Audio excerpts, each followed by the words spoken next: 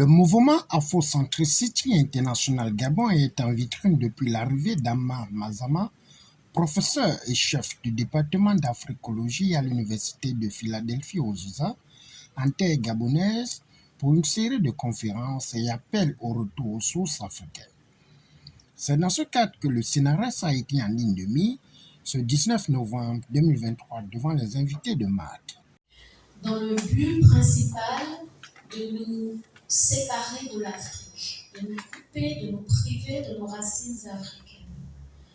Donc, on nous donne les noms des colons blancs en imaginant que nous allons accepter et percevoir ces colons blancs comme nos mères et pères. Et évidemment, à votre mère, vous devez le respect, à votre père, vous devez le respect. Donc ça facilite notre soumission. Vous voyez? D'une part, donc ça permet aux colons français de mieux installer leur domination mentale sur nous. Et nous sommes dans la confusion identitaire parce que nous imaginons que nous avons des ancêtres blancs fictifs.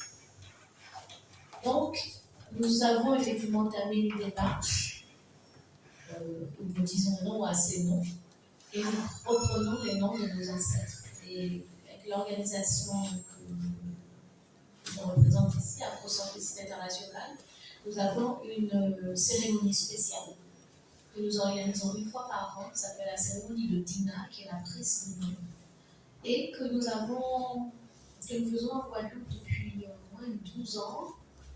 Nous avons des frères et des sœurs qui viennent parfois même de la Martinique, de la Guyane, juste pour prendre un nom africain.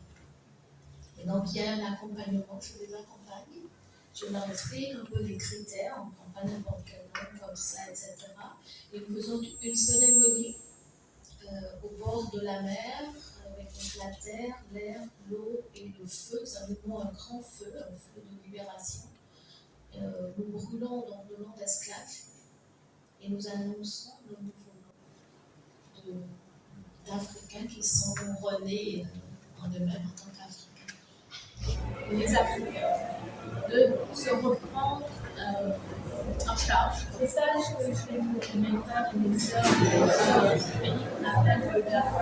C'est celui que j'ai vu tous les Africains à savoir être nous-mêmes, sans d'autres, sans engagement, mais pas être nous-mêmes parce qu'il n'y a pas de rôle à être.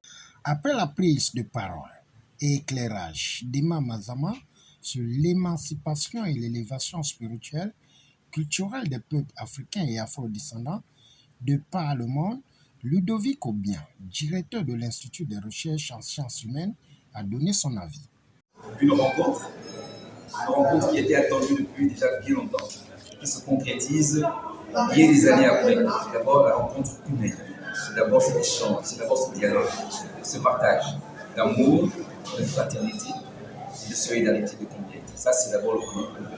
Après, il y a une rencontre d'ordre scientifique et intellectuel, parce qu'il s'agit d'abord d'une grande intellectuelle.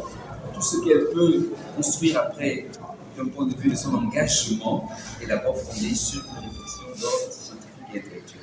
Et donc la rencontre entre son département, qui est un département consacré à l'africologie, et notre institut, qui est consacré aux sciences humaines, en particulier les sciences humaines, qui traite de la personnalité gabonaise. Ça, c'est la troisième rencontre. C'est une rencontre culturelle, on parle spirituelle. En fait, il n'y a pas d'idéologie. Est-ce que vous pouvez demander à un chien d'aboyer ou à un tigre de dire je suis africain? Et normalement, ça ne doit même pas être une question qui se pose. Mais en fait, c'est cela aussi qui est remarquable dans sa démarche, dans la démarche de tous ceux qui, comme elle, se sont levés un jour pour affirmer notre identité. C'est que on en est toujours au point où il nous faut prouver que nous avons une identité. Mais un jour, ça ira de soi. Et c'est le travail auquel elle s'attelle actuellement. Et aujourd'hui, nous disons que nous allons travailler de plus en plus avec elle. Après les échanges interactifs face à la mondialisation, suivi de la dévalorisation de nos cultures et perte de nos africanités, la gardienne de la tradition, Benga Bingon, et le professeur Marina Hondo n'ont pas hésité à fixer le cap. Madame Ama, par l'émission d'Afrique Média, Renaissance africaine. Donc, quand j'ai appris qu'elle viendrait chez moi, j'ai pu faire honorer le président et lui montrer que la faute de centricité aussi est pratiquée au Gabon. Donc, c'est une grande joie de voir cette dame-là qui parcourt le monde pour le même message pour lequel nous, les individus, nous nous battons chacun dans son pays et à sa manière. Donc, c'est vraiment... nous allons soutenir son antenne ici au Gabon pour que ça puisse bien prospérer, pour que la jeunesse puisse comprendre que pour se développer, il faut se connaître, se connecter à ses ancêtres et après on matérialise. C'est ça le développement, rien d'autre.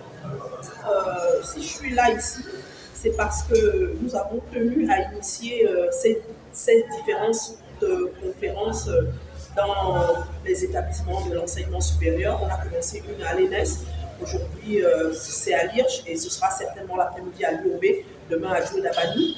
C'est surtout pour sensibiliser les jeunes par rapport à cette colonisation mentale qui est peut-être inconsciente parce que nous avons des habitudes, nous avons tendance parfois, au lieu de soutenir l'économie locale, à plutôt aller chercher ailleurs ce que nous avons déjà.